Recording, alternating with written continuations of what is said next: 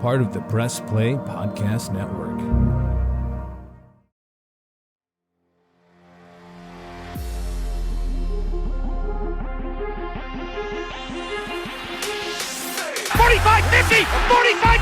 Run, William, run!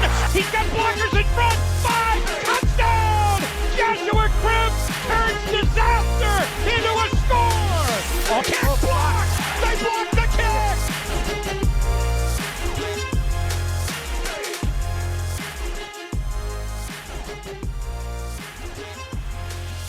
We're back.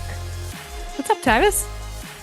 What's going on? Is your orange getting oranger this year? Or what? I mean, we'll see. You know, free agency just started. You know, I'm looking to see the moves they make it or not make. But my orange is always pretty orange. You know, I believe brown and orange. You know. Ooh, yes, you do. How is life? Give me and everyone a few quick bullet points on Tavis Powell's current living life. It's the same old, you know, working, still got my 5 job. Well, currently not 5 because the Browns isn't active and the Big Ten isn't active. So 3 jobs right now currently. Nice. Still got the kids is growing. You know, my oldest daughter act like she's a teenager. Did you know that? At 3 years old, she acts like she's 13. And then my youngest is just like, she doesn't understand the word no. So like, you tell her no, and she still think like, yeah, I'm gonna keep doing what it is. So yeah, I'm dealing with that, you know. But life is good, you know. Still, we're in the wonderful world of sports. Good thing is I have 10 toes that are functioning. unlike somebody that I know. Oh, let me tell you, Holly had a rough weekend. Yeah, you know, life has been good for the most part for me outside of the fact that I was carrying a bag with 2 bottles of wine in it. And I was actually down visiting my brother in Charlotte. He is getting married in like less than 2 months, which is crazy.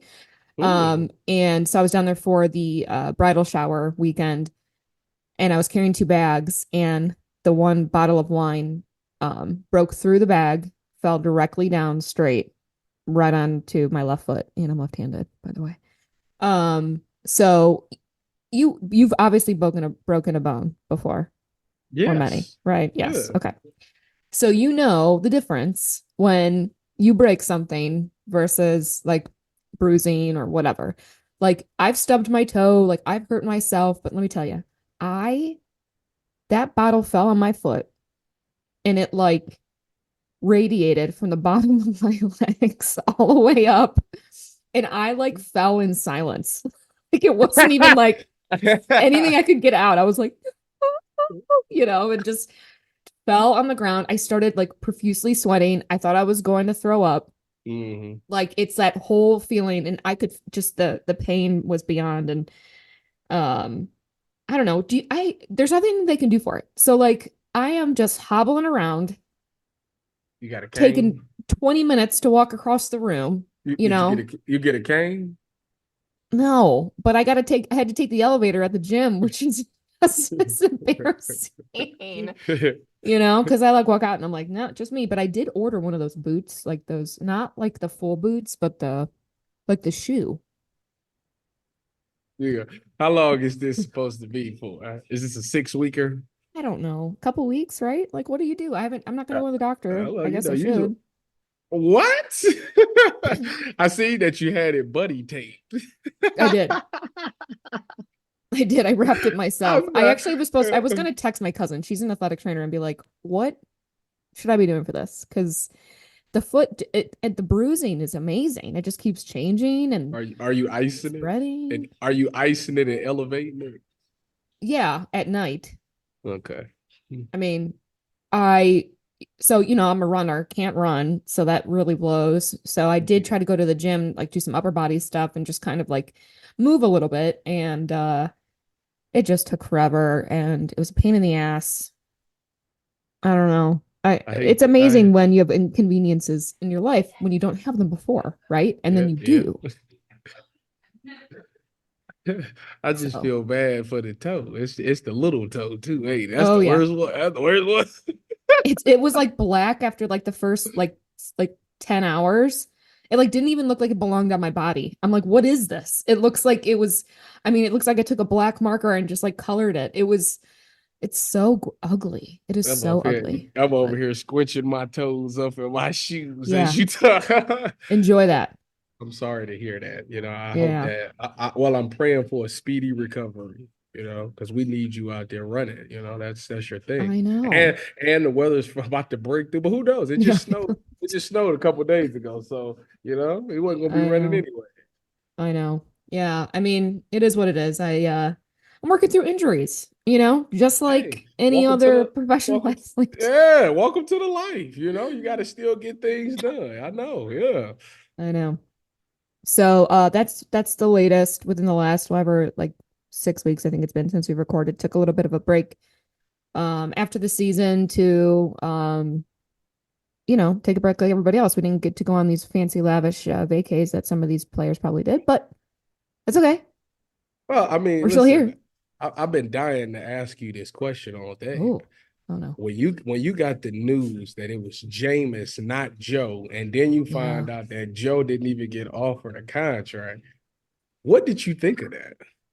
Well, so the James thing is really interesting. I mean, I'm glad that he's now, by far a backup QB. You know what I mean? That's just Mm. and a good quality one, I hope at that. Um, that the Flacco thing's interesting. A lot of national reports were saying like there was no way. There was no way that the Browns were gonna bring him back.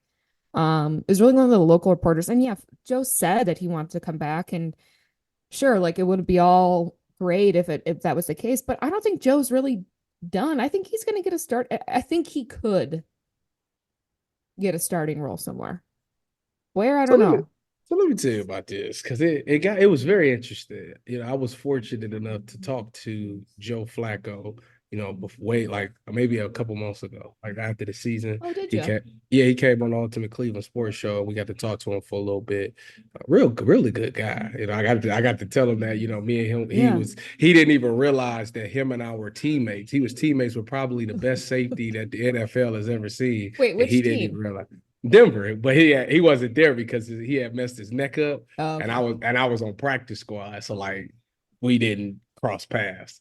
Anyways, but when we talked to him then, he was talking about he wanted to be a starter in the NFL. I want to go somewhere that I can start, and then as of like a week ago or last week sometime, it came out and he said all things equal, Cleveland is the place that I want to be. And Mm-hmm. it was funny to me because it was like it was trending to because I've been in this situation. It's trending to like he wasn't getting the looks that he thought he would get. So he was start now Probably. it wasn't the Browns recruiting him. He was trying to Yeah. recruit the Browns. His whole attitude changed. Like he went from I definitely want to go somewhere where I'm a starter to like I can go back to being the Cleveland Browns. So I think that's when he was getting some intel that was like, nobody really kind of wants you right now. I think that he's on the outside looking in again. I think that he's going to go through pretty much similar to what he did this year. A lot of teams that needed quarterbacks or bridge quarterbacks or backup quarterbacks or stuff like that, it seemed like they all signed one. I think the only place that hasn't really is Denver right now. And Mm-hmm. you probably think they addressed that in the draft, but they probably still want some veterans. So I think Denver is still an option for him. But I don't know. It's I think he's in one of those situations where, and it's not a bad situation to be in. Like Mm-mm. obviously you want to play, but Yeah. injuries is part of this game, Oh yeah. and with what you did last year, people will remember that. And Absolutely. I think this offseason teams start thinking about, is Joe Flacco the guy that we've seen for the past 9 or 10 years, or is he that guy that we've seen for the past 5 or 6 games? And I think that maybe the 10 years kind of outweighed the 6 games that he had with the Browns. So I think that's kind of why he's still unemployed at the moment. But I definitely think at some point next season he will be on the NFL roster. Yeah, I mean, look, I think, Joe showed some of his maybe colors, obviously, especially Mm-hmm. in that last game. And like you said, injuries, right? Like he may end up being kind of a little like game time decision, right? He may end up coming up on somewhere where someone gets hurt, especially in practice or training camp or what have you. And look, he proved he can come right off the couch. Mm-hmm. Like, so, I He'll think probably make more money that way though. Like, he probably will. if somebody gets hurt, they'll be desperate and they'll throw him a Right. big bag of money. So, Yeah. you know. Yeah, I mean, I'm gonna miss him. It was so fun at the end. I never thought that he was gonna be back anyways. Um, and the reality Like of it is we gotta why didn't you think that? I just did I didn't think it was gonna make sense. I didn't think we were gonna want to pay him. I didn't think, Why I thought he they was gonna have a paid little bit more extra what love coming they from other gave teams too. I mean, I didn't think they would be paying 8, but I guess with the cap here, with the cap going up, they gave Jameis 8.7, right? Something like that. I think it's I 8.7. think you're right. Mm-hmm. Yeah. So yeah, it's not the money. They had the money to pay him. I mean, it was Well, interesting. not necessarily right now though. Like depending on all their restructuring. I mean, they're in a tight. They don't got the money that they had last year. I mean, and God, I'm worried about. By the way, in a couple, what the next? Right. So we're in our year 3 of Deshaun's contract, right? Mm-hmm. Can you believe that? By the way, That has been 3 years. Goes yeah, fast, doesn't it? yeah. Goes. I don't know if they're gonna restructure it because if you restructure it, it makes it harder to get out of the deal. If he don't turn out to be the guy who they want him to be this year, you would probably look to start trying to transition from Deshaun. So if they restructure Yeah. it, now that's more dead money that you still got to pay him after he's gone. So I don't think that they really want to touch it. I think they want to kind of, not saying that they're looking for it out, but you definitely want to keep it out just in case. But I think Deshaun will be fine. Yeah, I don't think he's going anywhere. I think they were talking about splitting in half the last, whatever that was, 64 million or something. I might just be totally talking out of left field. Um, but speaking of Deshaun, he's been working out and posting his videos. And how you feeling about Mr. Watson? Watson and Winston. That's going to get I, confusing. I have no problem with it. I mean, I fully expect Deshaun to be back to who he was. I thought he was trending in the right direction before he left. Listen, after the Baltimore game, he had this. The majority of this fan base was on his side. Everybody was in good spirits about Deshaun after the Baltimore game, and obviously he got hurt, and for some It odd was one reason, game. everybody went sour after that. I don't understand it. It's very weird, but I think that Consistency. they're doing everything they can to make this a successful season with him, getting him Judy, pair with Amari, and the Njoku continues to climb, and Elijah Moore is now your third/fourth option. You got a pretty good receiving core I'm there. a little nervous about that. What, Elijah Moore? Hey, Our hey, buddy hey, hey, Elisha. hey. Listen, this is the thing. This is the thing that gives me confidence. Him, Cooper, and Judy all are playing for contracts this year. So they got to come out there and play their hardest no matter what. Whether the Browns pay them or somebody else pay them, Yeah. they're trying to get paid. So you're going to get their best effort for sure. I think the Judy trade was just to be honest with you, when I look at the Judy trade, I look at it like they went and got a guy who is similar to Amari Cooper. Great Yep. route runner, great separation, both from South Florida, both from Alabama. Amari Cooper, his role model growing up. I think that this is one of those things where they say, hey, Amari, listen, you're towards the end of your career. We want you to groom up this next guy. And Jamari probably would love to do that. What better person than a guy who went to your school that's from the same spot that you from, that's going to take over and live out your legacy, So I think Amari is all for that. But I think that deal was to get a guy similar so Amari could teach him how Kevin Stefanski likes things, how to get open in this offense, how to work with Deshaun. So when my contract's up, boom, it's up to you now. Like I think that's when I looked at that move, that's kind of what I saw when I seen that trade. Yeah. No, I'm excited for Judy. I think that's going to be a great addition. And he what we give away? It was a 1-year deal, right? 5th and 6th round pick, I believe. Yeah. For a first round talent, I think you'll take that every day. Yeah, and we were stacking, later round picks anyways these last couple years, so I'm fine with it. We finally get our first round. That's another thing. We get our first round pick of next year. finally back. But the Browns have been busy, obviously. They are restructuring some contracts. Denzel Ward, they did an earlier this month. Go Bucks. Jedrick Wills. And that looks like that created around 11 million of 2024 cap space. Thank you to the Athletic for that information. And Jordan Elliott is gone. And I'm just going to go through our list because they've been busy. I did Taki thing. It shocked me. I'm not gonna lie. If you would have told me last week who is it, pick one guy that's guaranteed to get re-signed by the Browns, I would have told you Taki. You think? Why? Because he was so productive this year in the passing game, and I thought, wow, he was like that 1 year under Jim Schwartz. Year 2, he should be even better, and I thought that he was their draft pick. He really was trending in the upward direction. I'm like, and they like to keep their own draft picks anyway. So I thought for sure that they was going to keep Taki, and now they chose. We actually got a guy who's actually from Ohio. I think he's from Lakota West. And it's funny because when I seen the name, I'm like, Jordan Hicks. Now this is how old I am. I was on Scout in Ohio back when I was in high school, and I used to look at like old classes that was before me, and I'm like, wow, Ohio had a kid that went to Texas. That's the craziest thing I've ever heard, and it was this kid. So I was like, oh, that's how. When I seen Jordan, he was like, that dude from Ohio. So that's pretty good. Even though I think he's more from like Cincinnati area, though I think Lakota West is more southern. But yeah, that's pretty cool to have a guy that's from the state. I want them to get my boy Jerome Baker, the touchdown maker. Go Bucks. I think him and JOK will be phenomenal together, but we'll see about that. Because I'm just not like, I know linebacker is a position that we don't value on this team, but I don't know who our depth is at linebacker. Like, well, let's talk about Farmer? Speaking of Tony Fields, who the heck Anthony Walker's gone. Yeah. And that's a tough. That was tough. That was tough to see. I'm not surprised, but you knew that was gonna happen. I played with Anthony, and I talked to him last OTAs.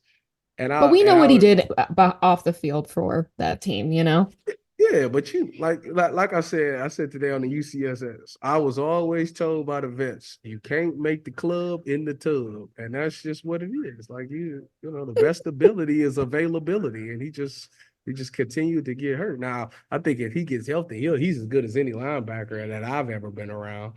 But it's just about him just staying healthy. Yeah. Another one. I'm glad that they kept was Zadarius Smith. You was happy about that? I was mixed emotions about that. Why? Like, I do like what I do like about Zadarius is that he was perfect for Miles, for what Miles needed. And not on the field. That's not what I'm talking about. Mentorship off the field. I think Miles took a really big step in maturity this year. You could credit it to Jim Schwartz, but I also credit Zadarius Smith because I just feel like Zadarius Smith, Miles, before this year, Miles was like, he could get away with murder. Like, what you gonna say to him? Like, whatever the coaches say, it don't apply to Miles because it's Miles. Zadarius was like the guy who got on him. Like, I think I remember during OTAs or training camp, one of the ones they was doing like get off drills, and like Miles kind of was lazy with it, and he was like, hey, what you doing? Like, we gonna do this again type thing. And I was just like, good. It was nice to see that. And now I see Miles translate to the field, defensive player of the year this year. And I don't think that's just by accident. That's just, so I think Zadarius was a great locker room guy that, help Miles, make Miles mature. And he has it wasn't like he had an unbelievable season. It's hard to have an unbelievable season opposite of Miles. I don't know why, but that's just the thing. I think it's one of those things that year 2 in this system, I think he can get back to what he was. He's a guy that has some type of versatility. He plays inside and outside. So if you want to go, 3 or 4 pass rushers on the field, you can always slide him down and he can still be productive there. I think this would be a better year for him. But I just thought it was more options out there that I thought that they could at least entertain. But at the end of the day, what he did for Miles and the rest of those guys. I think he even helped Alex Wright because Alex Wright look at him. He looks at Miles like Miles is a freak. I can't be Miles Garrett. Like that's just not. I'm not physically gifted enough, but I can be more like Zadarius Smith. And that's one thing that I think Alex Wright took a step, and I think that I credit that to Jim Schwartz. I credit it to Miles, but I also credit Zadarius Smith because I just know the type of person that he is. So I think that's kind of what led to him getting an extension. You mentioned Miles being defensive player of the year and stuff. What were your thoughts? Because I guess we didn't even do one after we didn't do an episode after the Browns like cleaned house at the NFL, awards. I was happy for Stefanski and Miles and Joe and the whole crew, but like and Jim Schwartz. Yeah. Oh, and Jim Schwartz, which is great. But like, was there a part of you, and I would love to know, even from like a player standpoint, like how much does that really matter? Like, I mean, we fell so short, right? Like I'm watching that, I'm like, yeah, this is great, but like I'd rather win. Like, does that go through? I mean, that has to be. I'm sure. I would like to know from a player standpoint. We always have heard that it's really important for Miles to win that award. Does it matter now that he has from playing standpoint on the field? Because like that gives you something to play for, right? 1, 2, or does it at all even matter? I mean, do these guys care? Is it that big of a deal? Because I'm watching it and I'm like, I think it's nice and stuff, but like I don't really. I'm gonna be honest with you. I think this is one of those moments that you ever want something so bad and you work so hard to get it, and then when you finally get it, it's like not what you thought it would be. You don't give you the satisfaction that you thought it would. Yeah. I think that's kind of how Miles feels with DPOY. Interesting. And I say that because it's like I say, Miles he matured a lot this season. I don't think he was very vocal this year about DPOY. Like, yeah, that's a goal, and in years past, he always talked about how he wanted it. But this year, they realized that it's not about just my personal accolades. Like, I don't care about my personal accolades. I care about the team's success. And I think this season was the worst season for him to win DPOY because I don't think it's great. Like Myles Garrett goes down. I got DPOY for my resume for the Hall of Fame. Yeah. That is great. It's going to help me get to the Hall of Fame. All of those things in the grand scheme of things is great for my individual career. But I think the one thing that changed this year is that this team became more team-oriented and not self. They didn't care about their selfish stuff, like my own personal agenda.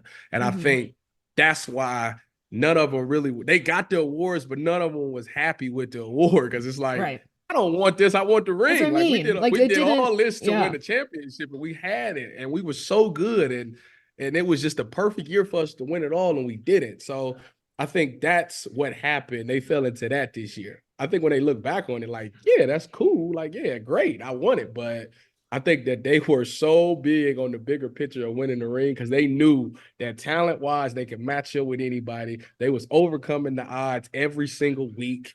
It was just an unbelievable story, and they just wanted it to end better than it did. And like I said, I talked to a couple of the players, and they all say the same thing. They just picked the wrong day to have a bad day, and that's just what happened. That's just what it is. Yeah, and it feels it feels for me very long ago.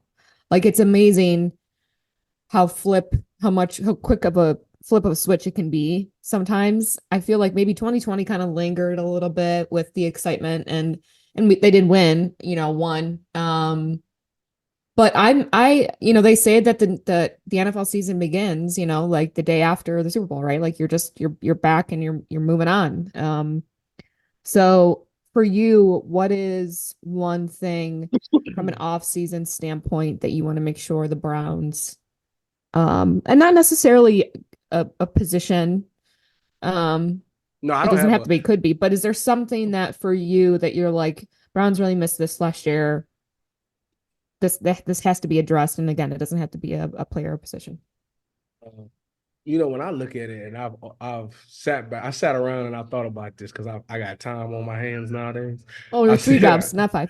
Yeah, since I got three and now five, I got time. So I sat around, I thought about this, and I said, what's the biggest issue? The biggest issue, the two things that made no sense this season that with that team was the home and away schedule with the defense. Yep. The defense played lights out home, but didn't play well away. That makes no sense. And the second thing was the second thing is every time they played a good quarterback, the defense just fell to shambles. And that one scares me because if you think about the schedule this upcoming season, they play some really good quarterbacks and they have to fix that. So how do you fix that is the question. How do you fix going up against playing better against good quarterbacks and playing better on the road? I think the one thing that we learned this season that I've always known that changes games is a great pass rush. And Myles Garrett was as phenomenal as he was. He tailored off at the end of the season for some odd reason. As phenomenal as that pass rush has been this entire season, they all kind of tailored off towards the end of the year where they wasn't getting as many sacks. Alex Wright was, shout out to you. But everybody else kind of wasn't. It wasn't that same firepower. It wasn't that same like overwhelming pass rush that we seen. So I think you have to learn how to disguise coverages. You got to find a way to confuse quarterbacks. And I don't want to hear this.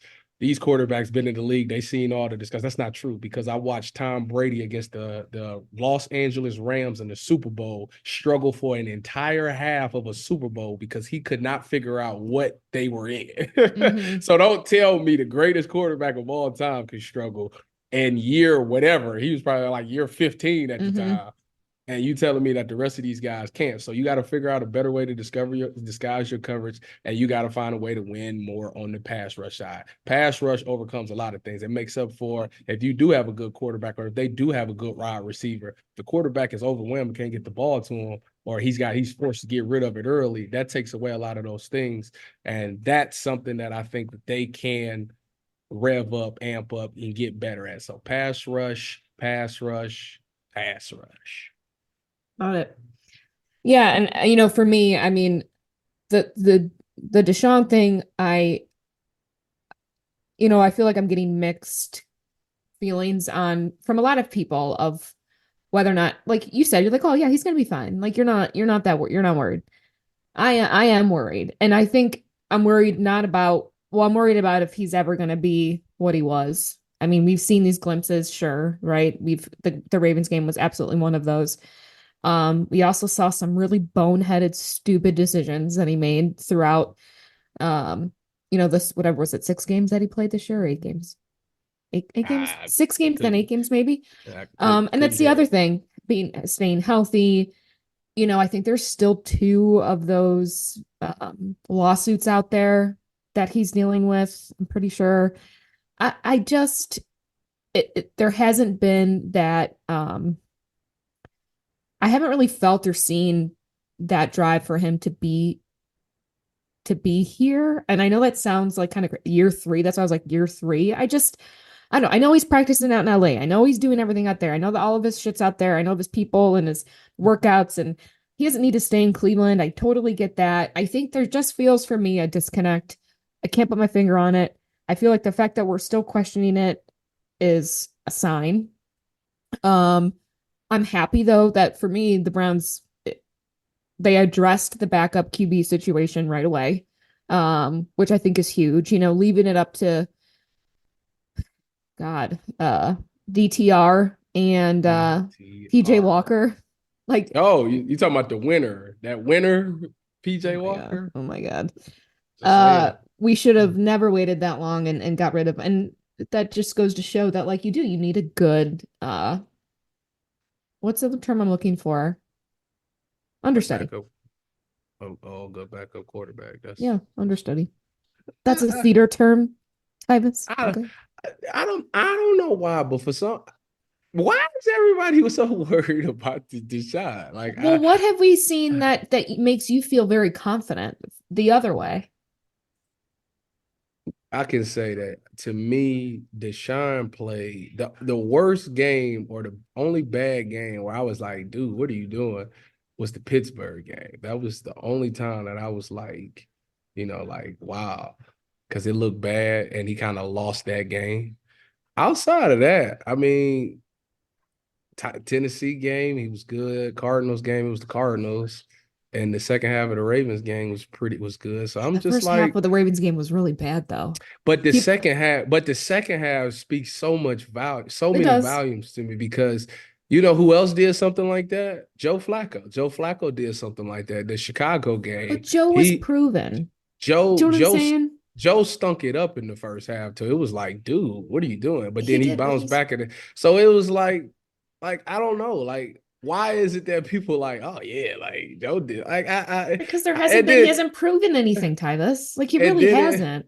then to me it's like Joe. Like I guess it's people's like, well, nobody ever had this injury that he's had before, and I'm sitting there thinking like, I think Joe Burrow got a similar injury like nobody really had before, but everybody's like Joe Burrow's gonna be Joe Burrow. Like I don't know. It's just But Joe it's Burrow's been weird. proven. Like there's other Deshaun has been proven he, that first season in with the Houston. Brown in Houston.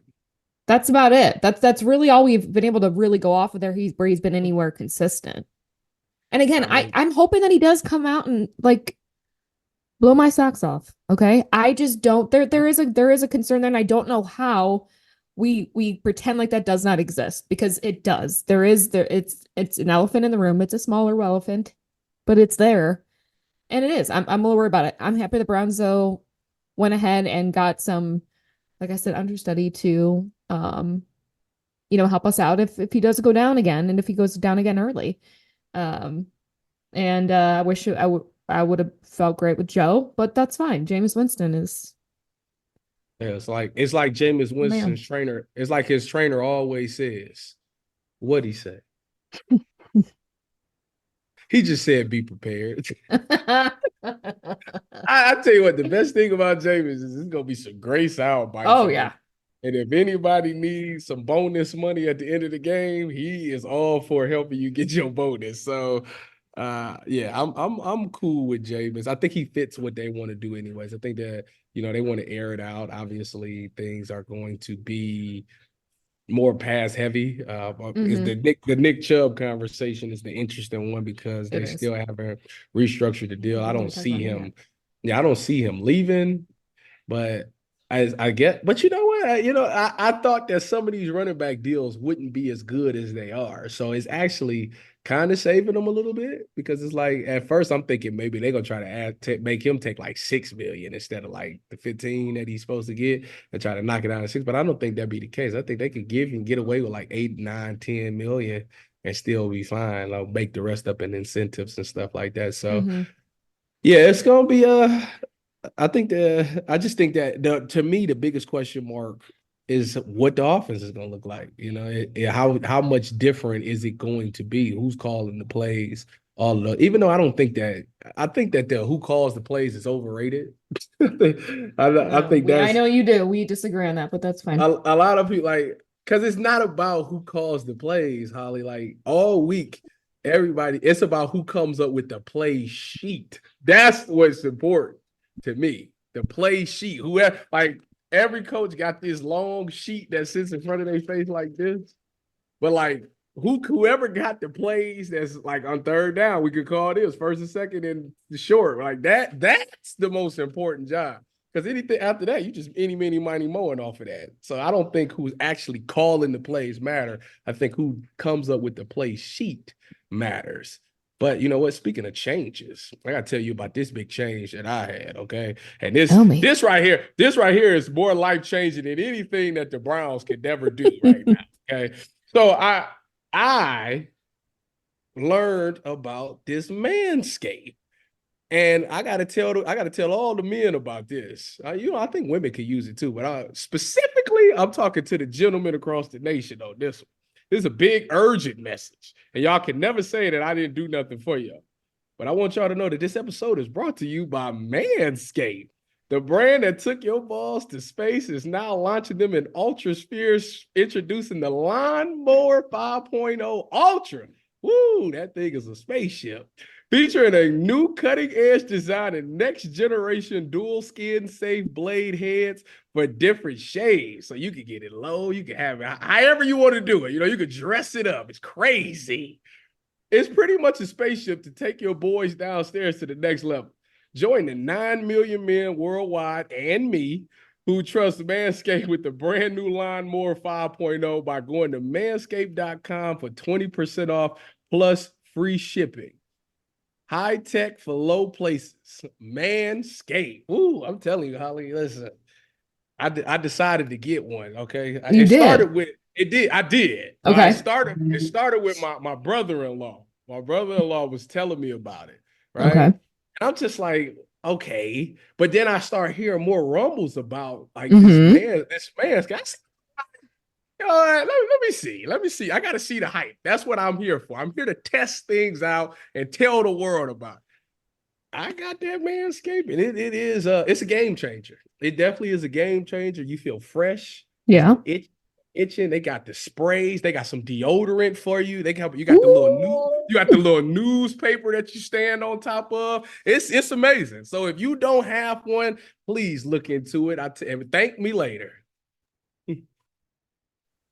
All right. And with that, we are going to take a quick break and we will be right back.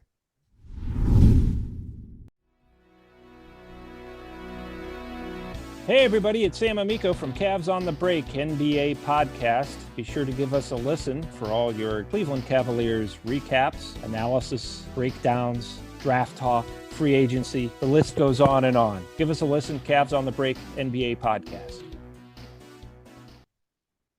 Hey everyone, want to talk to you about our friends Newark Auto Body. Newark Auto Body is focused only on collision repair. Other auto body shops are nested within car dealerships or in larger car repair businesses, so auto body repair is not prioritized. And let me tell you, I need to go myself. I scraped the side of my car trying to avoid another car on the other side of me in a parking garage. Brand new Nissan Rogue, and I scratched it. So I will be on my way over to Newark Auto Body to make sure that they take care of me, which I know that they will. They're focused on doing one thing, like I said, collision repair really, really well. They use environmentally friendly water-based paints, and other body shops have to have their paint waste products mediated for disposal. So Newark Auto Body is also an iCar Gold Class certified collision center. They are veteran owned, which I think is so amazing and so important. David Young is the owner, a U.S. Marine, and many of the body shop techs have actually served in the military. They are locally invested in their community because it is their home. They have 2 locations, Newark Auto Body and Zanesville Auto Body. Go see them for all of your collision repair needs. Looking for new insights on the Cleveland sports scene with a unique side of Cleveland sports history? Then you found the perfect podcast. I'm John Sable. And I'm Scott Sable, and we're hosts of the Sable Brothers on the Baseline podcast, a podcast about Cleveland sports, but not your typical podcast about the land's sports teams. Join us as we embark on a journey of sharing a unique and historical side of Cleveland sports history with the help of some former Cleveland sports stars and other historical figures. All right here on the Sable Brothers on the Baseline podcast, part of the Press Play Podcast Network. All right, we are back on the Orange is Oranger, Cleveland Browns podcast. Tavs and I are back after our own mini hiatus. Didn't go to any beach though, like some of these dudes. I wish. Whoa, speak for yourself. I went on a cruise. Yeah, how was the Buckeye cruise? It was good. I got to be with some of the Buckeye greats. I got to be with some of the current players. I think we went to 3 stops. We went to Grand Turks, Freeport, and Key West. Yeah, so you're like say Caribbean area, right? Yeah, Caribbean. Yeah, it was good though. I got sunburned. I didn't even know black people can get sunburned. Yes, I feel like we've talked about this. I told you have to wear sunburn or sunscreen because you get sunburned. I told my wife that is not for. I'm black, and that doesn't happen to us. I am so wrong. I am so wrong. My arms are still peeling to this day, and it's unfortunate for me because I done put on so much lotion, it still don't work. So it is what it is. But I got a nice tan. I'm trying to get to Wesley Snipes black this summer. That's my goal. Yeah, because they say the darker the berry, the sweeter the juice. So trying to get Wesley Snipes black. Well, with that, along with the Manscaped, you are going to be Hey, I'm telling you, listen, something come this? midsummer. New summer, new Tyvis, and I'm 30 now. You know, I just got to do You things are, at and 30. you turned the big 3 out. Look how much happened within like these 6 weeks. It's kind of crazy.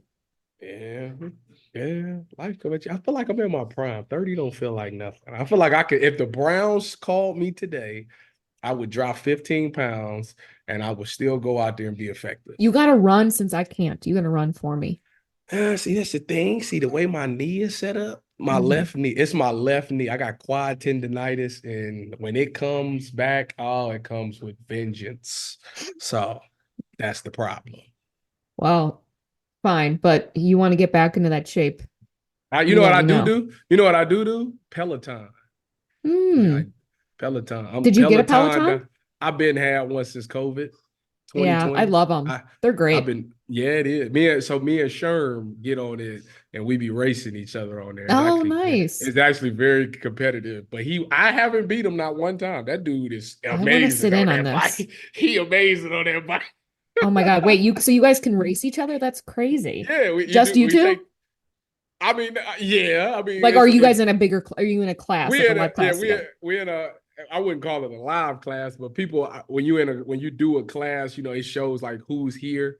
So sometimes there's people there, but you can like FaceTime each other on the bike. So you can see each other going, and then it shows like his numbers, his resistance, and his cadence. So I can see where his stuff at and match it. It's actually really good. It's fun. It's very fun.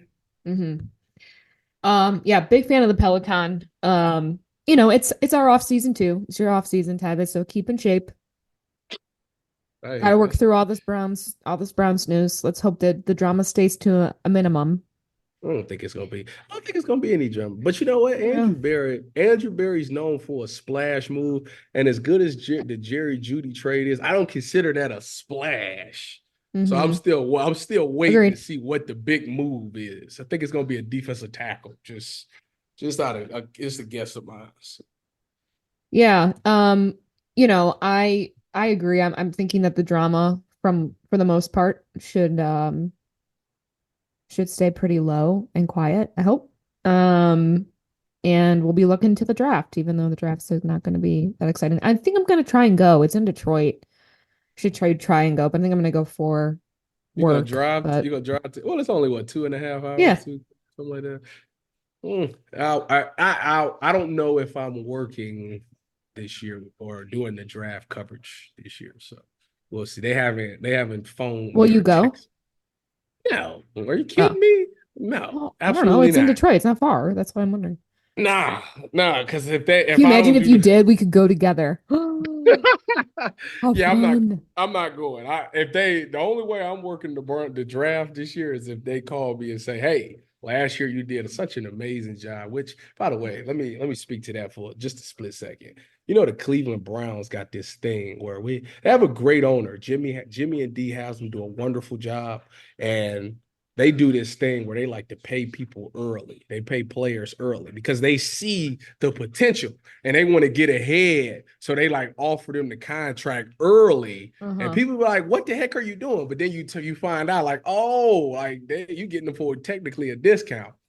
Well, I say all that to say, Holly, I've been doing this Browns radio for a couple of years now. Waiting for your early contract. And, it's great. I have a ton of fun. My co-workers is fantastic. We have a wonderful time. I love doing pregame. I think I do I won't say I do an amazing job. I think I do a pretty good job handling the callers in postgame, breaking the game down, helping people understand, what is going on in the organization, what the players and coaches are thinking, and I just educating them about the game of football. I think I just do a pretty good job. I say all that to say, if Jimmy and Dee Haslam wants to offer me a contract extension, because I think I'm always on a 1-year deal. So they want to offer me an extension and they want to give me a raise. And I ain't saying nothing crazy. Like, I make a couple of dollars now. I just want like $200, maybe $300 more. That's it. Like, I ain't asking for $1,000. $200 or $300 more to my pay. You deserve it. I'd welcome that. Oh, I'll go like this. Thank you. I appreciate you. You guys are the best. Well, you just put it out into the universe. So let's hope it comes back. Manifest that couple hundo. We'll see. Just two to three. I'm not greedy. $200 or $300 more in my pay. I think that's fair. I think that's pretty cool. I agree. And then you can buy me some drinks after one of the games. Yeah, treat Holly to a drink. That's right. I'm gonna drink some lemonade though. I know you are, but for me, I'm gonna need a drink, especially if the Browns don't win. We'll be back to break down more of the Browns' off-season moves, free agency, and start to gear up a little bit for the draft. The picks that we don't really totally aren't that excited about, but we'll still talk about them. So, thanks for listening. This is the Orange is Oranger. I'm Holly. He is Tyvis. Taj, our producer. Tyvis, why don't you take us out? Go Browns, baby. We back. Super Bowl, here we come.